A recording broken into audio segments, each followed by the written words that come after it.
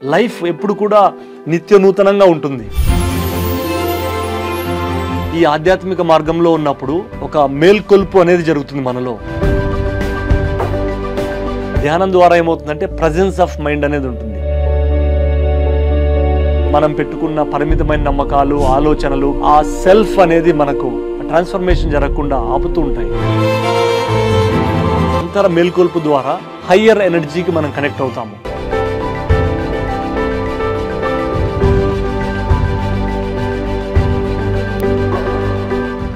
నమస్తే అండి. మనము స్పిరిచువల్ మార్గంలో ఉన్నప్పుడు ఎన్నో అంతర అనుభవాలు మనకు వస్తూ ఉంటాయి. మన సాధన చేస్తున్న కొద్దీ మనలో మార్పులు వస్తుంటాయి. అలాగే డీప్ స్పిరిచువల్ ఎక్స్పీరియన్స్ వస్తుంటాయి. ఈ ఎక్స్పీరియన్సెస్ మనకు ఎంతో ఉపయోగపడతాయి. కాకపోతే ఓన్లీ అనుభవాల కోసమే మనం ధ్యానం చేయకూడదు. ఈ ఆధ్యాత్మిక మార్గంలో ఉన్నప్పుడు ఒక మేల్కొల్పు అనేది జరుగుతుంది మనలో, స్పిరిచువల్ అవేకనింగ్. ఈ స్పిరిచువల్ అవేకనింగ్ జరిగితే మనలో ఎట్లాంటి షిఫ్ట్ తీసుకుంటుంది, ఏ చేంజెస్ వస్తాయి అనే దాని గురించి మనం ఈరోజు తెలుసుకుందాము. ఈ స్పిరిచువల్ అవేకనింగ్ అంటే ఏంటంటే మనకు మన యొక్క నిజ స్థితికి, మన అంతర్స్థితిని మేల్కొల్పుకొనడం. మన పేరెంట్స్ మనకి ఫిజికల్ బాడీకి బర్త్ ఇస్తారు.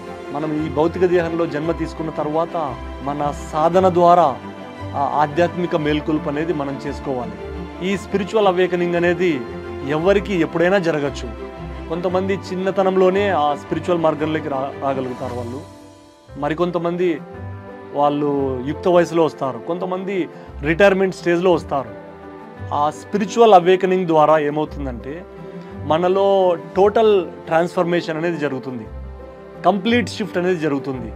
ఆ ఆధ్యాత్మిక మేల్కొల్పు, అంతర మేల్కొల్పు లేనప్పుడు మనము చాలా పరిమితంగా మనం జీవిస్తూ ఉంటాము. మనల్ని మనము నేను తక్కువ అని భావిస్తూ ఉంటాము.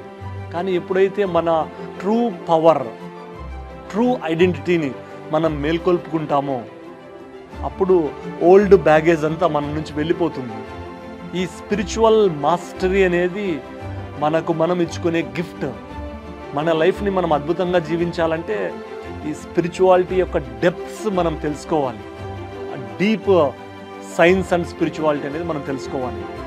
మనకు పాస్ట్ నుంచి వస్తున్న బ్లాక్స్, తర్వాత చైల్డ్హుడ్ నుంచి వస్తున్న ఎన్నో కండిషనింగ్స్ అన్నీ మనలో ఉంటాయి.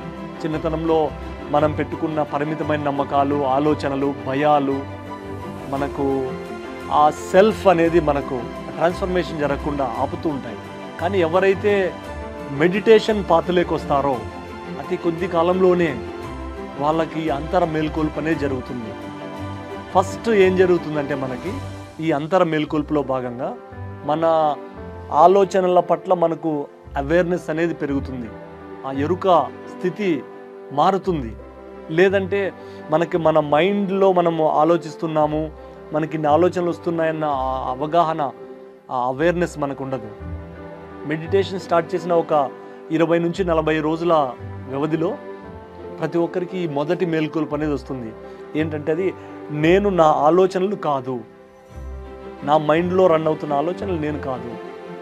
అలాగే ఇంకా ఏం తెలుస్తుందంటే నాకు తెలియకుండా ఎన్నో అనవసరమైన ఆలోచనలు వస్తున్నాయి అన్న విషయాన్ని మనం అర్థం చేసుకుంటాము.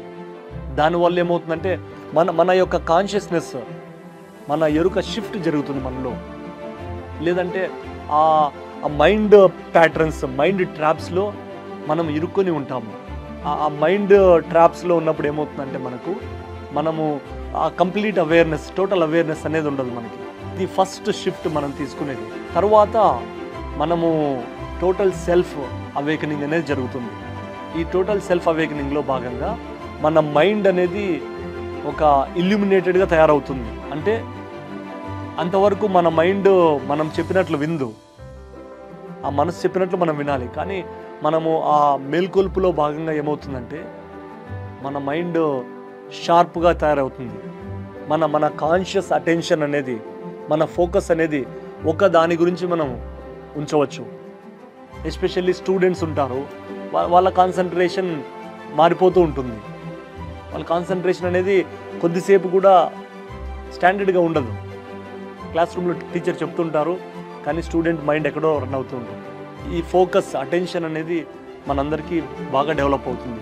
ఎస్పెషల్లీ మనమున్న ఇప్పుడు డిజిటల్ వరల్డ్లో టూ మచ్ ఆఫ్ డిస్ట్రాక్షన్స్ ఉన్నాయి.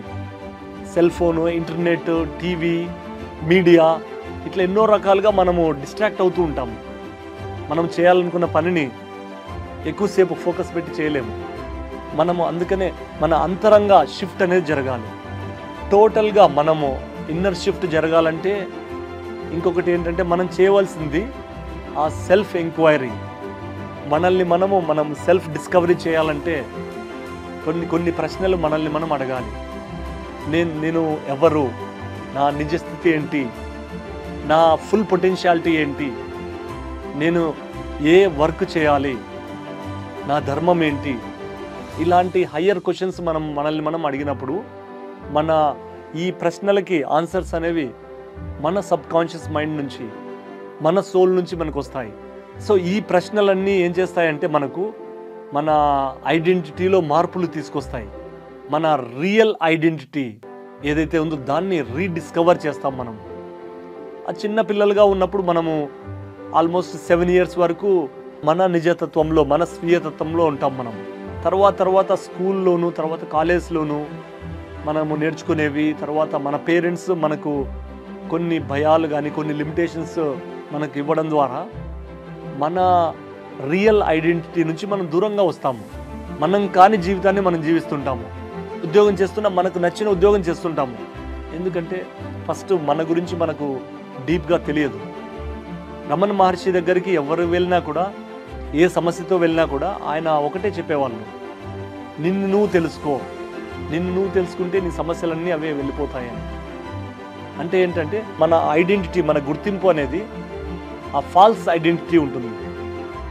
మన గుర్తింపు అనేది ఎక్కడో గతంలో ఉంటుంది. గతంలో జరిగిన కొన్ని అనుభవాలు, కొన్ని వైఫల్యాలు, కొన్ని భయాలు ఏవైతే మనకు క్యారీ చేస్తుంటామో వాటి నుంచే మన జీవితాన్ని జీవిస్తుంటాము. కానీ ఆ గతం అనేది లేదు, అయిపోయింది. ఇంకా ప్రస్తుతం ఏంటి అన్న దాని మీద మనం ఆ దృష్టిని ఉంచాలి. తరువాత మనము ఈ మేల్కొల్పులో భాగంగా మన ఎనర్జీ అప్గ్రేడ్ అనేది అవుతుంది. మన శక్తి, మన energy levels, higher levels of energy మనకు ఉంటుంది. ఆ మార్పు చెందకముందు, పరివర్తన చెందకముందు మన ఎనర్జీ లెవెల్స్ ఎప్పుడు డౌన్ అవుతూ ఉంటాయి, లిమిటెడ్గా ఆలోచిస్తుంటాము. కానీ ఈ అంతర మేల్కొల్పు ద్వారా మన హయ్యర్ ఎనర్జీకి మనం కనెక్ట్ అవుతాము. ఈ హయ్యర్ ఎనర్జీకి మనం కనెక్ట్ అవ్వడం ద్వారా ఏమవుతుందంటే మన స్టెబిలిటీ ఆఫ్ మైండ్ అనేది వస్తుంది. మన మనస్సు చంచలత్వం అనేది తగ్గుతుంది. మానసిక చంచలత్వం ఉన్నప్పుడు మనము ఎలా ఉంటుందంటే ఆ గాలిలో పెట్టిన ద్వీపం అది నిలబడదు, ఆరిపోతుంది.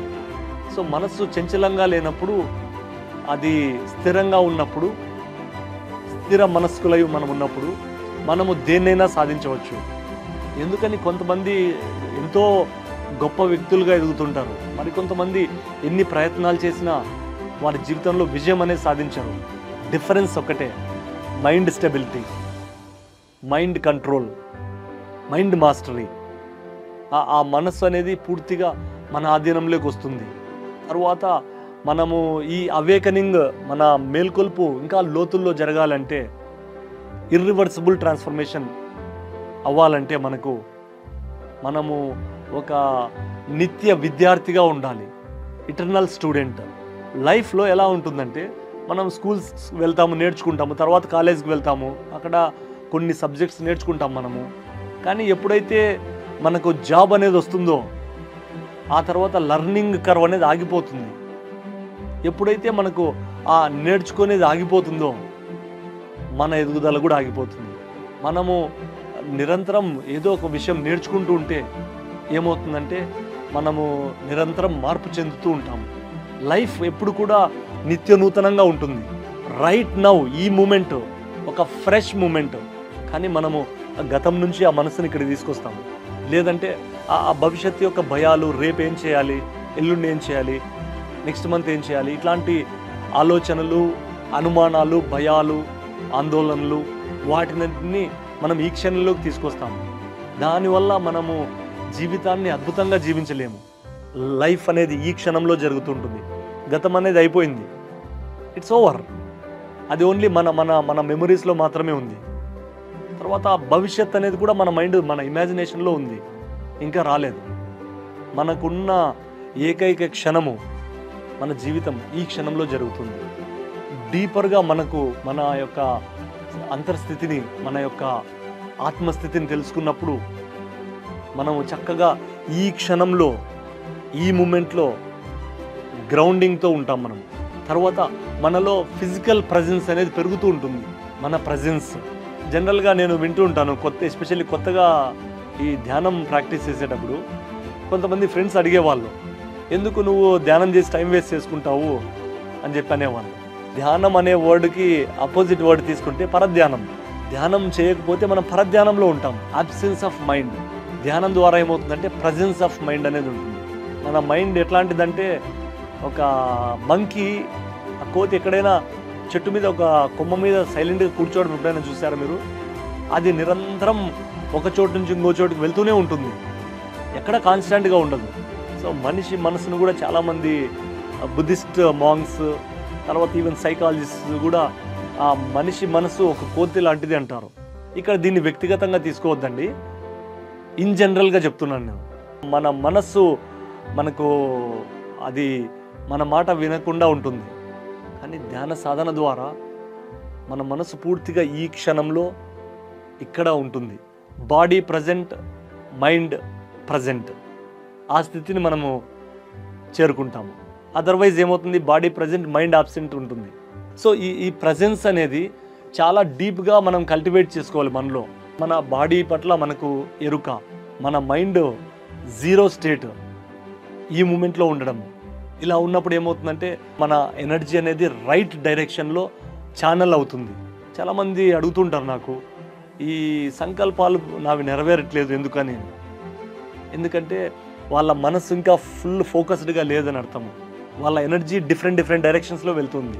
ఇప్పుడు ఎలా అంటే ఒక 2 పడవల మీద ఒక పడ మీద ఒక కాలు, ఇంకొక పడ మీద ఇంకొక కాలు పెట్టినట్లు మనం ఏ డైరెక్షన్లో వెళ్తాము? ఒక డైరెక్షన్లో వెళ్ళలేము, మనం కింద పడిపోతాం నీళ్ళల్లో. సో అలాగా మనం కూడా అంతే, మన మనసు స్థితప్రజ్ఞతతో ఉన్నప్పుడు, ఫోకస్డ్గా ఉన్నప్పుడు ఏది అనుకున్నా కూడా మనము సాధించవచ్చు. మన మేల్కొల్పులో భాగంగా మనము మనతో పాటు మన సరౌండింగ్ కూడా ఎంతోమందికి ఆ ఎనర్జీ, ఆ ప్రజెన్స్ అనేది ట్రాన్స్ఫార్మ్ చేస్తుంది ఎంతోమంది.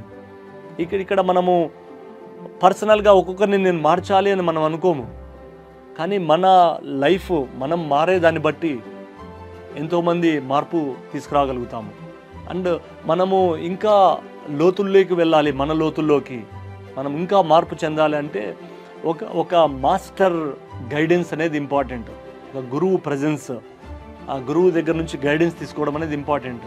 ముఖ్యంగా మనము ఈ జర్నీని మొదటగా స్టార్ట్ చేసినప్పుడు కొంతకాలము ఆ గురువు లేని విద్య గుడ్డి విద్య అంటారు కదా, అది నిజము. మనము కార్ డ్రైవింగ్ నేర్చుకోవాలి. ఇప్పుడు కార్ డ్రైవింగ్ నేర్చుకోవాలంటే ఒక డ్రైవింగ్ స్కూల్లో జాయిన్ అయ్యి మనము వాళ్ళ ఇన్స్ట్రక్టర్ మనకు చెప్తూ ఉంటారు గేర్ ఎలా మార్చాలి, ఆ క్లచ్ నొక్కి గేర్ మార్చాలి, తర్వాత యాక్సిలరేటర్ స్లోగా రైజ్ చేయాలి అని. కానీ ఎవరు లేరు. నేర్చుకోవచ్చు, కానీ మనము సులభంగా నేర్చుకోలేము. ఎన్నో రాంగ్ డైరెక్షన్స్, మేబీ యాక్సిడెంట్ కూడా చేయొచ్చు. కానీ ఒక శిక్షకుని దగ్గర ఆ డ్రైవింగ్ నేర్చుకున్నాము, అప్పుడు ఆ యొక్క డ్రైవింగ్లో నైపుణ్యత మనకు వస్తుంది.